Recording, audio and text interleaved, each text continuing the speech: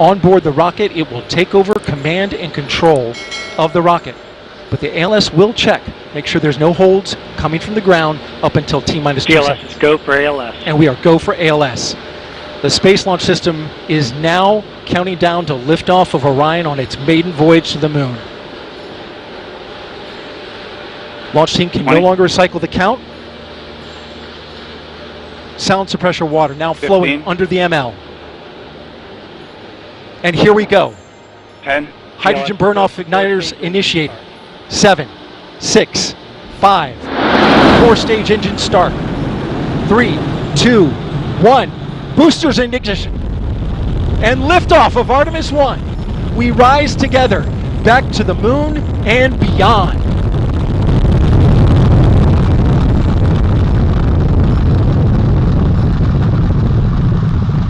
All 4 RS-25 engines on the core stage and 2 solid rocket boosters now propelling the vehicle at 128 miles per hour.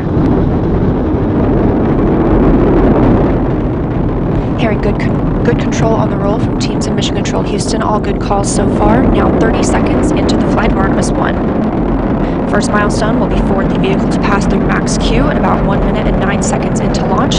This is the greatest period of atmospheric force on the rocket.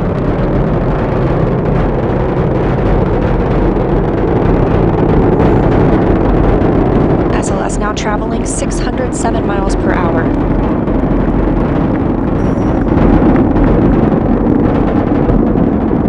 You're looking at 8.8 million pounds of maximum thrust. Quiet here in the loops in Mission Control. The 4 core stage engines are throttling down ahead of passing through max Q.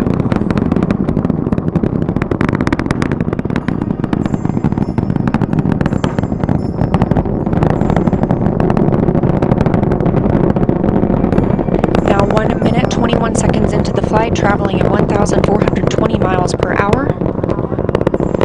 The 4 core stage engines are back at maximum thrust. The next major milestone will be for the solid rocket boosters to cut off and jettison at about 2 minutes and 11 seconds into the flight, so about 30 seconds from now. Again, quiet here in Mission Control Houston as teams continue monitoring the flight of Artemis 1. We're now 16 miles downrange from the launch pad at Kennedy Space Center, traveling over 2,800 miles per hour.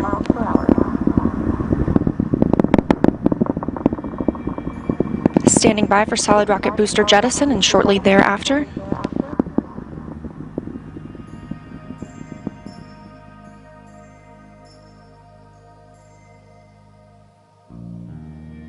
Confirmation that the solid rocket boosters have separated these 177-foot boosters. Now the core stage continues to power the flight of Orion, all 4 RS-25 engines firing, traveling over 3,400 miles per hour, 46 miles downrange. 2 minutes and 36 seconds into the flight. Hearing nominal calls here in Mission Control Houston. We've still got 4 good engines on the core stage. Next up, we'll be looking for the service module fairing to separate. This is 3 15 by 15 foot fairing panels, providing structural support, protecting the service module. Those will separate at about 3 minutes and 11 seconds into flight, and very shortly thereafter will be followed by the launch abort system separation. Just over 3 minutes into the flight of Artemis 1, now traveling over 4,060 miles per hour, 83 miles downrange. We just had confirmation that the service module fairing has separated.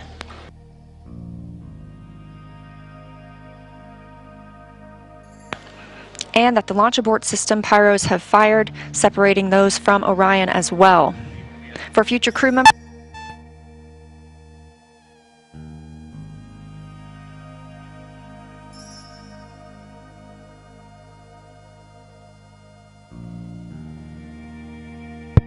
we just heard the call for 3 engine press, meaning if SLS were to lose an engine at this point in the mission, we could still achieve a nominal mission. We would just have an extended main engine cutoff time. However, we still have 4 good engines, all at maximum thrust right now, powering the first flight of Artemis at 5,200 miles per hour, 148 miles downrange.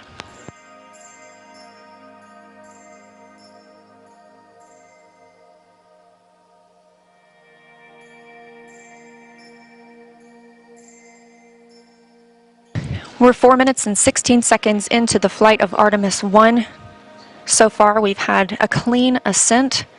We saw those solid rocket boosters jettison about 2 minutes and 11 seconds after liftoff. Shortly after, we had the service module panels, fairings separate, as well as the launch abort system. The launch abort system was inert for this flight, except to perform this separation.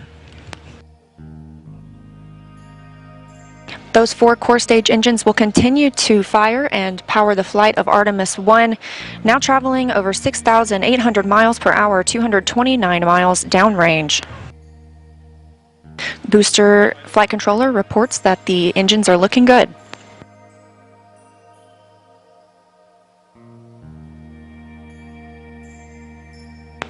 Our core stage main engine cutoff time is about 8 minutes and 3 seconds. We are now 5 minutes and 11 seconds into the flight, 7,656 miles per hour. Again, 4 good core stage engines, those 4 RS-25 engines. The last time those core stage engines flew, they were taking space shuttles to orbit, and now with upgraded capabilities, they're launching the future of human spaceflight.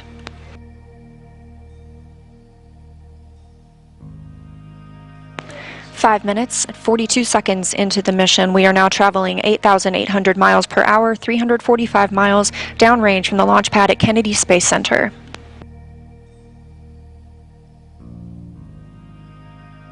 Again, we are anticipating core stage main engine cutoff at about 8 minutes and 3 seconds. And about 10 seconds later, we'll see core stage separation, at which point Orion and the interim cryogenic propulsion stage will be flying free. Now traveling over 10,000 miles per hour, 6 minutes and 15 seconds into the flight of Artemis 1, 427 miles downrange. Quiet here on the loops in Mission Control Houston. Teams continue to monitor this first flight.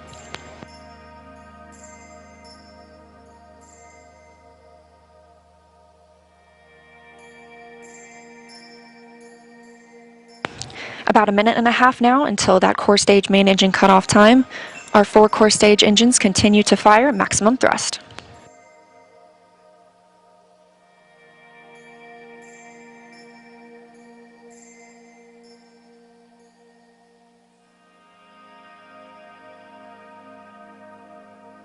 Coming up on 7 minutes since launch today, now traveling over 12,800 miles per hour, 563 miles downrange. Again, still quiet here in Mission Control Houston.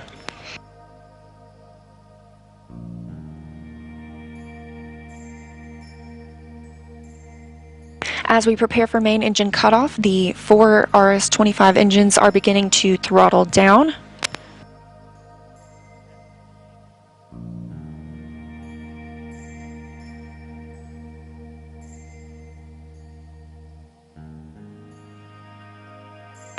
"30 seconds now until core stage main engine cutoff. All 4 engines continue to throttle down.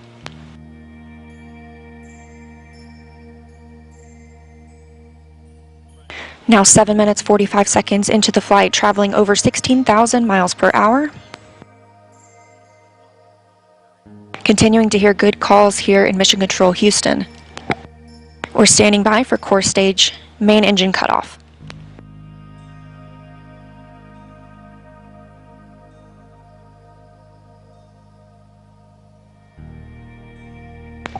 And we have confirmation of core stage main engine cutoff. Orion and it's now in Earth's orbit. The Flight Dynamics Officer reports that we have a nominal main engine cutoff. And we just heard the call for core stage separation. That means Orion and the interim cryogenic propulsion stage are now flying free from the core stage of the Space Launch System.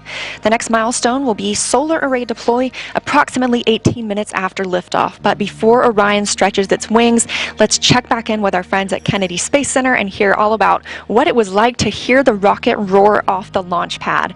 Megan and Kayla, I've got to hear all about it. Well, if you're just joining us, welcome to NASA's Kennedy Space Center, where we just watched Artemis 1 launch, our first step towards our next adventure into deep space. As Leah said, I'm NASA's Megan Cruz, and this is NASA astronaut Kayla Barron. And I'm kind of still giddy and speechless. I don't even know how to explain how I'm feeling right now. I feel the same way. This is the first launch that I've been able to watch in person.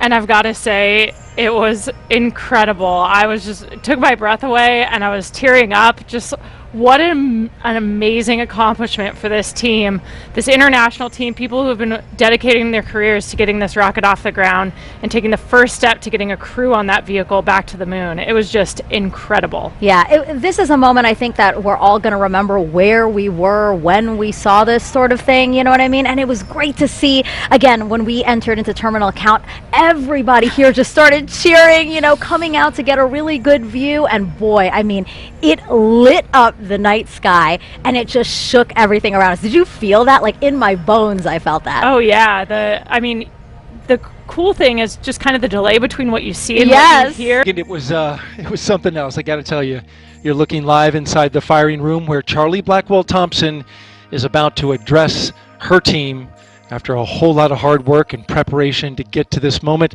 Let's stand by and listen to her now. Comm check.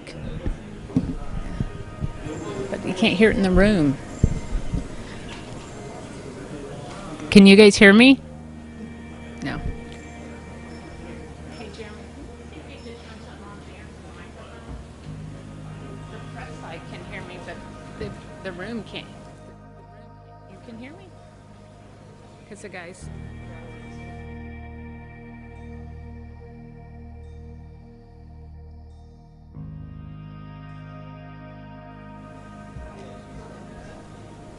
I don't know what he's telling me to do.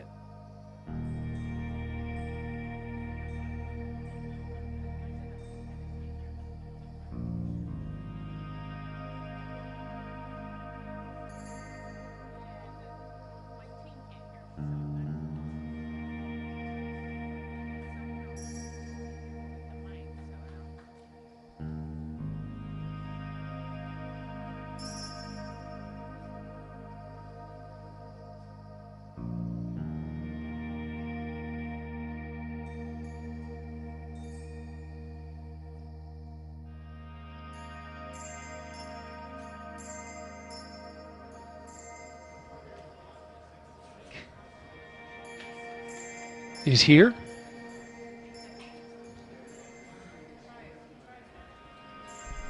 Can you guys hear me? Pam Melroy. Oh, there we go. Is he ready for me?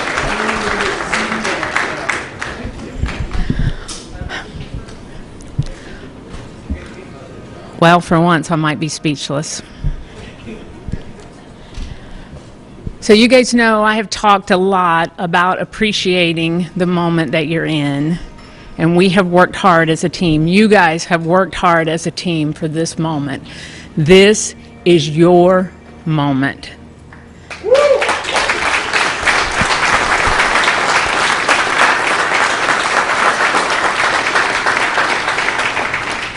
It is not by chance that you are here today. This moment, you have earned your place in history. You were part of a first. Doesn't come along very often. Once in a career, maybe. But we are all part of something incredibly special, the first launch of Artemis.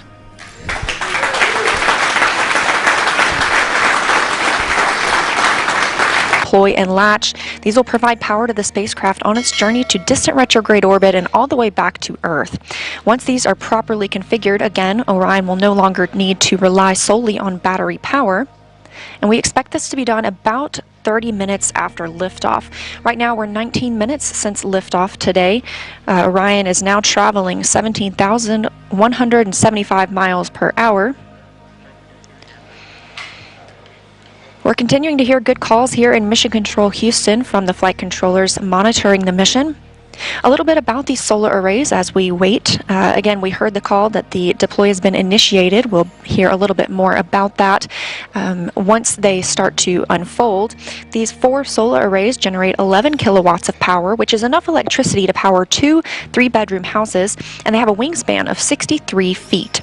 Just one of these 6.5 by 6.5 foot panels has 1,250 solar cells, so you're looking at a total of 15,000 solar cells. Now, we just heard the call that all 4 solar arrays have been released. So we initially heard the initiation call. That command had been sent. Now those 4 solar arrays are released. Again, this is about a 12-minute process. The solar arrays will deploy straight, and you're getting a live view right now. This is really exciting. They'll eventually be swept back against the vehicle prior to translunar injection burn to prevent any loads from breaking or damaging the arrays.